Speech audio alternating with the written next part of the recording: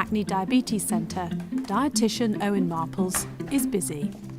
I'm preparing for our first group's final session today. Members of the group have worked hard trying to put their type 2 diabetes into remission. A year come to an end. It's quite amazing.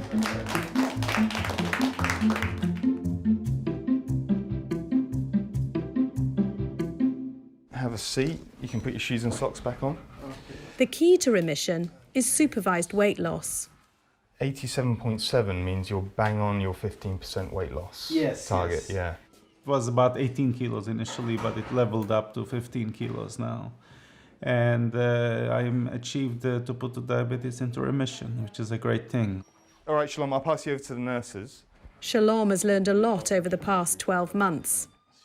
We learned about nutrition and what to eat and what not to eat and what's good. So it was like a comprehensive program. That's what I liked about it. The results are satisfying for everyone. So I'll do the blood glucose first. Okay. 6.2. That's Very good, yeah, because it's not non-fasting. Yes, that's something, so 6.2 is excellent.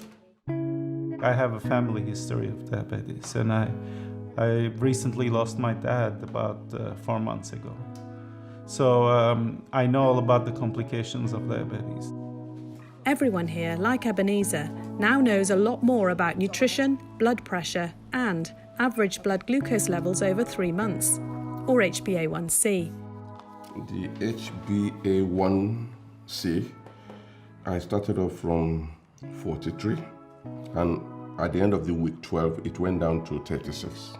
This experience has actually made me to realize that I've abused my body over the years by excessive eating. So last thing, let me do your waist if you stand up. Okay. Pat has also achieved remission, a smaller waist and a better understanding of his relationship with food. I actually use food to sort problems out inside my head. And I used, in actually, instead of getting into, confrontation, I'd actually go home and eat. I've had good support here with the actual psychologist as well, and that's, helped to explain things. These are just 3 of the success stories in Group 1, so plenty to celebrate. Okay, so session 20, 1 year done, which is pretty amazing. So I think we should start with a round of applause. Well done. It's an amazing effort. And there's plenty to remember for the future. Okay, question 3. How many portions of oily fish should we aim to eat a week? 2. Yeah, no, they first, yeah. At least 2, very good, well done. 2 points, good. And the last challenge for the group is to put the journey to remission down on paper. Yeah, really express yourself. Let me try this. Guys, you've got 1 minute left. 1 minute left. Okay, pens down, guys. Do you guys want to explain your picture first?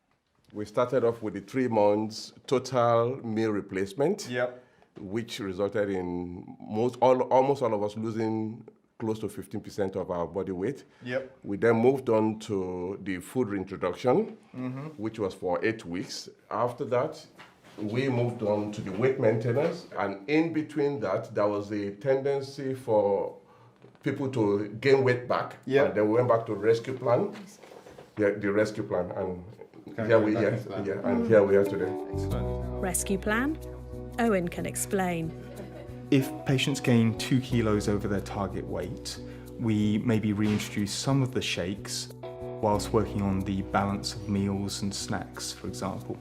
If somebody gains 4 kilos of weight, then we put them back onto total dietary replacement, so 4 shakes a day, 800 calories, and then over a month kind of gradually build it back up to food reintroduction and introducing these balanced meals. Not everyone achieves remission, but there are plenty of other versions of success. When I first came here, I couldn't put my shoes on properly. I couldn't breathe enough to tie my laces. But I've lost enough weight now, and I can do it easy without having to take like deep breaths to try and tie my laces. I've lost 3.5 stones. I want to lose another 3.5 though. But from losing the weight, I've been able to do simple things what most normal people do. We said from the onset you're going to lose weight quite quickly, but then when we start introducing food, it's going to be this kind of up and down kind of journey, and that's true to where we are today. Some people have, come out the other end, kind of where they want to be. Some have found it really challenging because that's life, isn't it? There we go. Well done, Pat. The road to remission requires commitment, emotionally as well as financially. At the moment, patients are taking on the cost of the shakes themselves. I think if it's going to be more widespread, then that needs to be looked at as a model of care, because we don't want to exclude patients who cannot afford to do this. That's not the principles of the NHS after all. Last but not least, 7 meters. Well done, guys. People want support. Without support, they don't get very good outcomes, and they can fail miserably, because it's not just about going on the shakes and stopping it. It's much more about behaviour. How do we change the way we think about food, how we feel about food, our relationships with other people. So the approach that we've given with the Counterweight Plus approach has been much, much more around that. It's about reconnecting people again. Look at that. For more information about what's available in your area and the cost, talk to your GP or diabetes specialist nurse. Certificate of completion.